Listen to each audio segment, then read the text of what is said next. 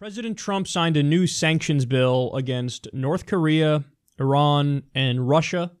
This is the one that had amazing bipartisan support. Isn't that bipartisanship great? I mean, this again shows that the pundits who harp away about how we need bipartisanship, they're just such idiots. Because bipartisanship for what? On what issue? And what's their take? What do they agree on in a bipartisan fashion? Usually it's Democrats and Republicans agreeing to serve Wall Street when they agree in a bipartisan way, or they agree to be more hawkish. Well, this is an instance of them agreeing to be more hawkish. So, sanctions bill against North Korea, Iran, and Russia flies through in a bipartisan fashion. Trump signs it. Now, by the way, the Trump is a Kremlin puppet crowd. They don't know how to react to this. So they just say the most embarrassingly stupid things I've ever seen. Judd Legum the other day, as soon as we learned about this, he said, "What, no signing ceremony?" So in other words, okay, so you're signing an unnecessary, burdensome, gratuitous sanctions bill against Russia, but that doesn't mean you're not their puppet. See, you didn't brag about it when you did it, so aha. I mean, what's next? Sure, you started a nuclear war with Russia, but you weren't, like, really excited about it when you did it. Kremlin puppet. Just stop with your bullshit narrative. It's so dumb. They've done nothing that tangibly benefits Russia. They didn't. The ExxonMobil deal. Trump's Secretary of State was the former CEO of ExxonMobil. So I guessed originally, as many other people did, oh, they're going to revive the ExxonMobil deal in a massively corrupt move. Because Russia and ExxonMobil, they care about making money. And, you're going to have the former CEO of ExxonMobil do what's good for ExxonMobil that also benefits Russia. And it'll be a corrupt deal and they'll revive the multi-trillion-dollar oil deal. But they didn't. They didn't do that. They didn't roll back any previous sanctions and they just added new sanctions. But, okay. That's where we are. Escalating with fucking everybody around the world. Also, I should note, Iran came out today and said, the U.S. just violated the nuclear deal. The U.S. just violated the nuclear. That's right, they did. We did. We violated the nuclear deal.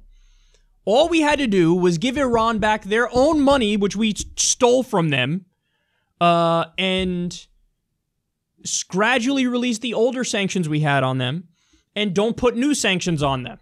Instead, we violated one of the 3 fucking things we were supposed to do under the nuclear deal.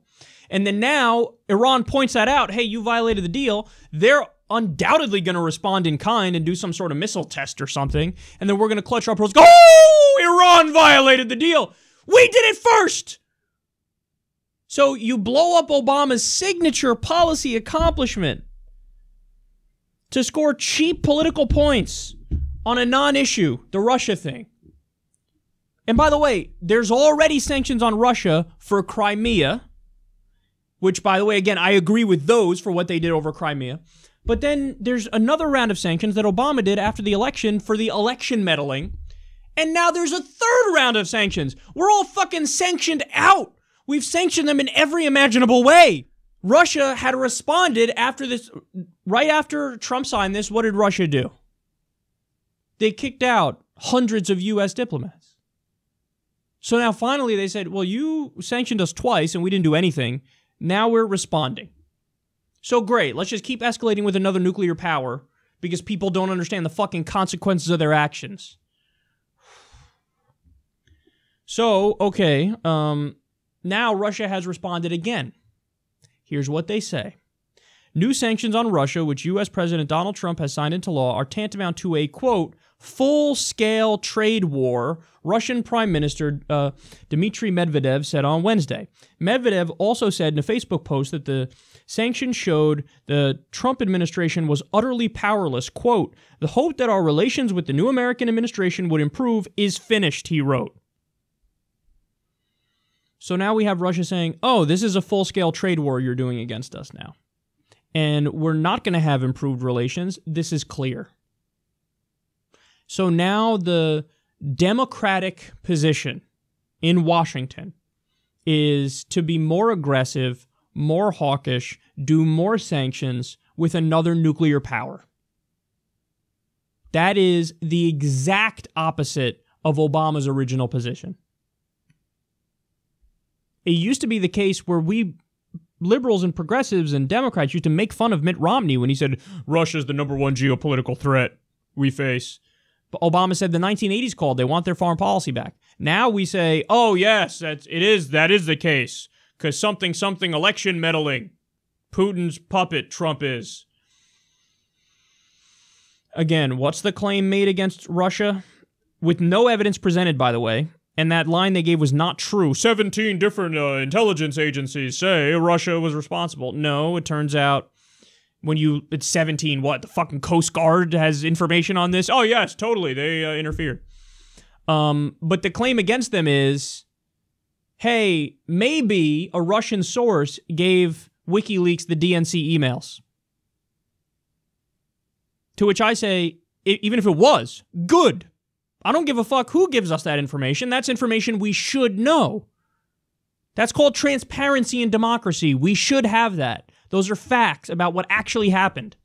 So to say, Russia, you're blaming the messenger. The alleged messenger, because we don't even know if that's true, because Julian Assange swears up and down it wasn't fucking Russia. What do you want me to tell you? So all this escalation and really rolling the dice here and playing a dangerous game over that. And Trump going right along with it, you know? I mean, you want to talk about giving into the D.C.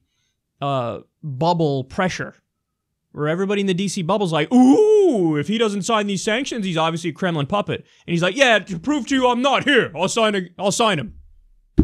So I told you, the real Russia scandal is not that, oh my God, Trump is Vladimir Putin's bitch. Of course not. The real Russia scandal is what the fuck is going to happen when he keeps trying to prove to you that he's not.